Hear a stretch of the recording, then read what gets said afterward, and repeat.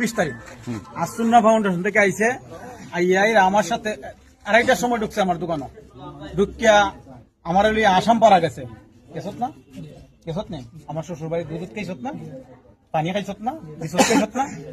আমি যথেষ্ট সম্মান বড় ভাই করছি একমাত্র আল্লাহ, ঠিক আছে নি। এরপরে এইখান থেকে আইছে যে আসুন্না ফাউন্ডেশন থেকে আইছে এই কেন সিএনজি দিব আমার প্রতিমন্ত্রী এক বাইরে আছে, হতে বড় সিএনজি দিব। এরপরে এরা সহযোগিতা করবো আসুন্না ফাউন্ডেশন থেকে। পরে আমার আইছে মাগরিবের নামাজ পড়ছে, একসাথে পড়ছি না, আসর পড়ছে, মাগরিব পড়ছে, এশার নামাজ আমার লইয়া গেছে বড় ভাই।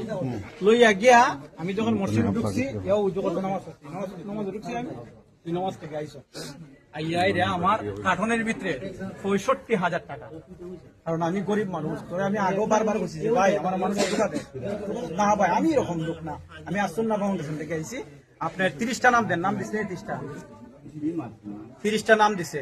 আর আমার 65,000 টাকা বলতে হাতে একটা মালও নিছে। এরপরে আবার একটা প্রতারণা যেটা করছে, নমাজের 2 মিনিট আগে আমার দোকান থেকে বিস্কুট বাস্কুট লইয়া প্রায় 270 টাকা জিনিস দিছে। আমার বউরে নিয়ে হাদিয়া দিতাম, আমার বউরে নিয়ে হাদিয়া দিতাম, বিস্কুট বাস্কুট দিছে, আমার বউরে নিয়ে বাচ্চারা দিতাম। দিছত নি বিলও দিছে। এটা দিয়ে আমার লিয়া গেছে এশার নামাজ গেছে।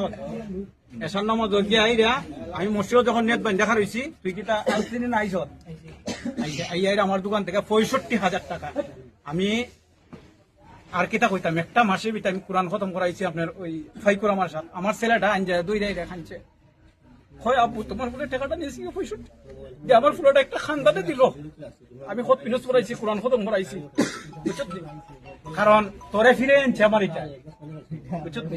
আমি তোরে টুকরি দিছি নি, মারছি যা। এখন কত হলো যে তুই আমার টাকাটা দিলাইলে পরে আমি তোর সসম্মানে কোনো পুলিশ দিতাম না, কোনো পুলিশ দিতাম না, তোর টুকরি দিতাম না। এখন ভাই আমার টাকাটা তুই কেমনে আনাই দিয়ে বলতে পারি ভাই, আমরা তারা দর্শি বিকাশ প্রতারণা কাছে আমরা দর্শি ধরার পরে আপনার খবর পাইছুন যিশুর আপনার টাকা নিছে। যেহেতু নিছে আমরা টাকা আমরা বুঝে পাইছি, মালের টাকাটা পাইছি না, এটা বাদ দিলাইছি। কিন্তু যে ক্যাশ টাকাটা এটা আমরা পাইছি, এই জন্য মালের টাকা সে দিতে পারতেছে না। আপনার মাল ফাইলিছেন, মালে অনেক রয়েছে। তো আমরা কিছু খরচ বাদ দিলাইছি।